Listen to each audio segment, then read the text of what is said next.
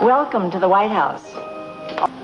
More than anything else, Christmas at the White House has always been a children's holiday. American presidents, whether they were widowers like Thomas Jefferson and Andrew Jackson, or beaming grandfathers like the Roosevelts and Dwight Eisenhower, have always made Christmas a celebration for young people. And that's true of another president who's used to having children around at Christmas. The story of the birth of Jesus. But since that time, down through the years, there have been many legends and stories and poems, and there was a great writer, Dickens, who wrote a story that lives today and has lived for many years called Christmas Carol.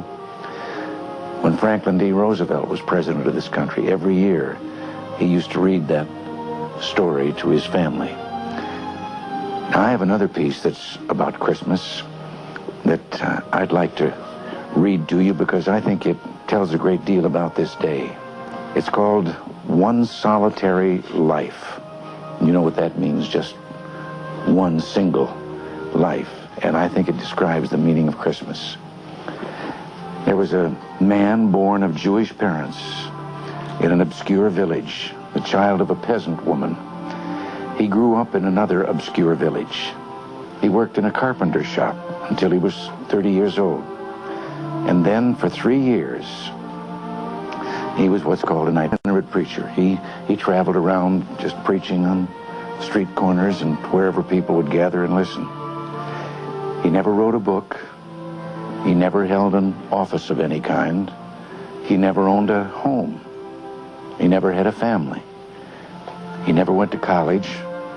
He never put his foot inside a big city and never traveled more than 200 miles from the place where he was born. He never did any of the things that usually accompany greatness. And while still a young man, preaching as he was doing, the tide of popular opinion turned against him. His friends ran away from him. He was turned over to his enemies. They went through the mockery of a trial. His executioners gambled for the only piece of property he had, his coat. When he was dead, he was taken down and laid in a borrowed grave. 19 wide centuries, 1900 years or more, almost 2,000 have come and gone. And today, he is the centerpiece of much of the human race. All the armies that have ever marched, all the navies that ever were built, all the parliaments that ever sat, all of the kings that ever reigned, have not affected the life of man upon this earth, all put together as powerfully as this one solitary life. I've always believed that the story of that young man, of Jesus, is a story of hope. If we live our lives for truth and for love, because that's what he told us to do,